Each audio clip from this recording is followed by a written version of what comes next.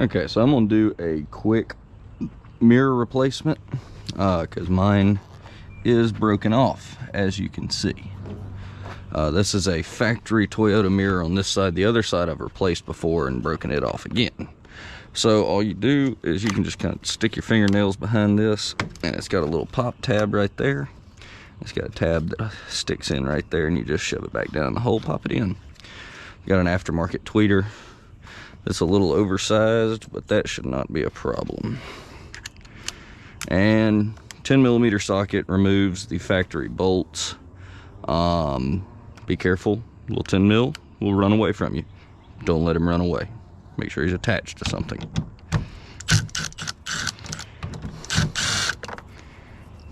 And don't let your bolts fall down in your door.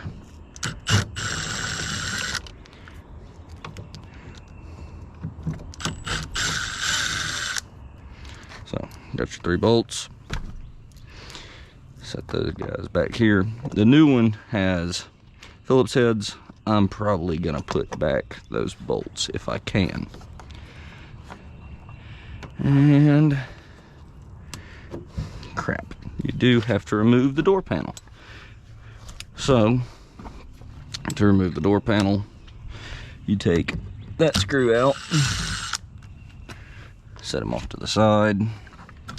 You pop this panel, stick your fingernails under it again, and it just kind of pops up out of that. It's got a little push tab, and that pulls out of the way. And then you've got a muddy mess and some change like I do. There are, oh, they're not there in this truck. Okay, I'm thinking of my other truck. So what it is this pops up and out, and it's just a bunch of push tabs. And you remove these 2 screws as well.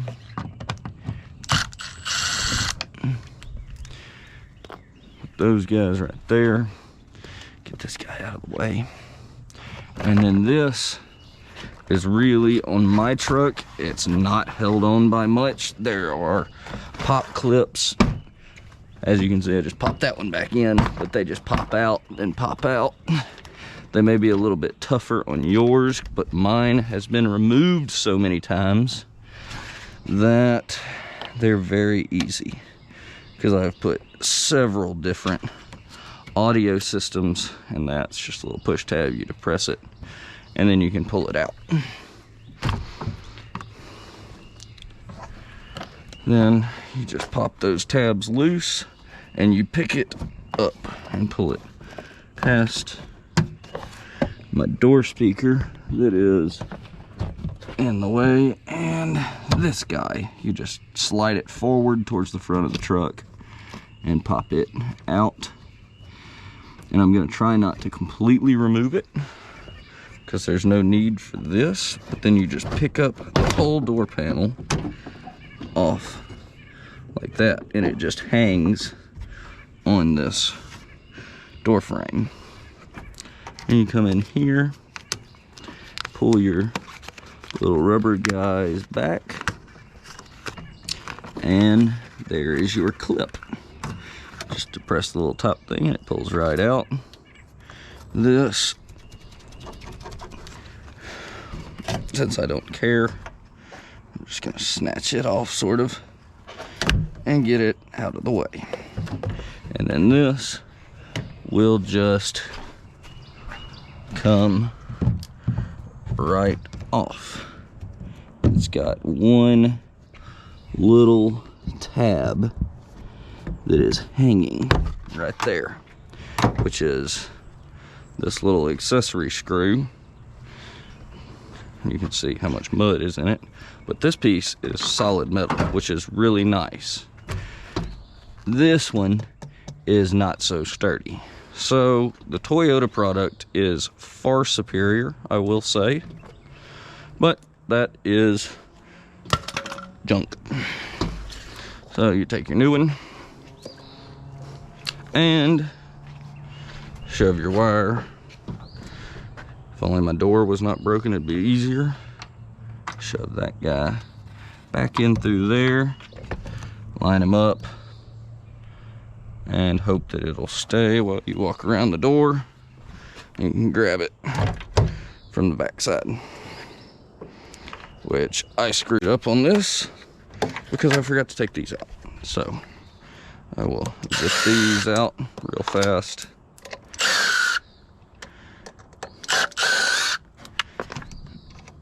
And let's check and see if the Toyota ones fit. And they do. So I will be reusing Toyota ones. Shove that guy back through there and set that back on. So we'll get a couple of quick threads on these and run them back in with the impact. Stay. Make sure their 10mm didn't run away from you. And hold it steady. Run them back in. They really don't take much torque. Not even one impact on my impact, just running them in. And you can see my oversized door speaker that is amped is all up in the way because I had to make a spacer bracket for it. But we'll set this door panel out of the way and reconnect this little guy. Okay. Then we will pick this all up, set it back onto the door frame, make sure that it goes in over this, and make sure your door handle is still attached to the rod, because I have done this before and it came loose from that rod and I had to take it all back apart again, which is usually a pain to do. And then it just kind of shoves in and locks back in. You can see your screw holes all nicely lined up. So we'll grab our little tiny screw, change bits again, and start putting the door back on. Door panel, excuse me.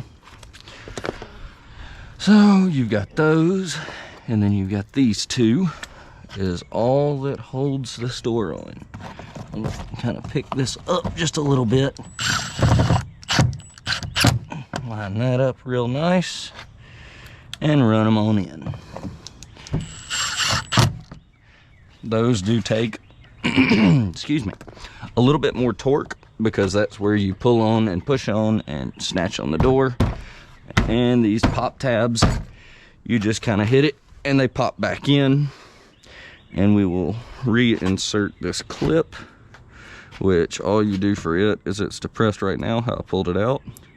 You shove it past and those little fingers will sit down right in there like that, so that when you shove it in, you want to hold on to the outside and just push it all the way in, and then push that in to where it's flush.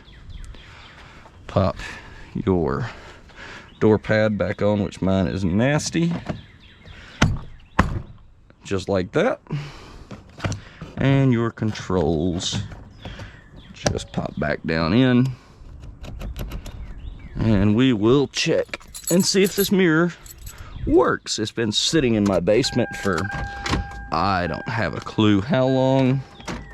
Door locks are working, windows work. Go to driver's side. Oh, and it is moving. So when I get in it to drive it, I'll readjust it, but it's working. So now you just pop that little guy right back in there, and it sits on that tab, and then that guy pops in just like that. And then you have a pretty crappy mirror, but it's a mirror back on the truck, and it does match all the rest of my black stuff. And I've got another silver one that's actually paint matched that I got off of a wrecked vehicle for that side. But that's about got it covered.